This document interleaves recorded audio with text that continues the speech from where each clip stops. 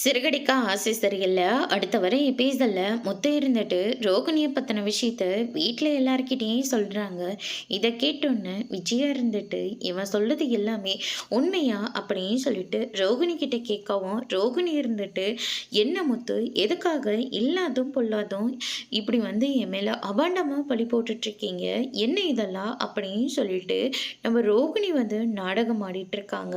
அதுக்கு அடுத்ததா இதெல்லாம் உண்மை இல்லையா அப்படின்னு சொல்லிட்டு நம்ம அண்ணாமலை கேட்கவும், அப்பா நான் எப்படிப்பா பொய் சொல்லுவேன், இப்பதான்ப்பா அவங்கள நான் வீட்டில் விட்டுட்டு இப்போ வந்தேன்.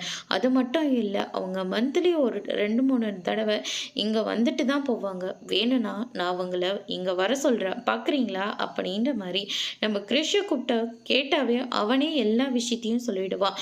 கண்டிப்பாக இதில் கிருஷுக்கு பின்னாடி இந்த அம்மா தான் இருப்பாங்களோன்னு எனக்கு தோணிக்கிட்டு இருக்கு.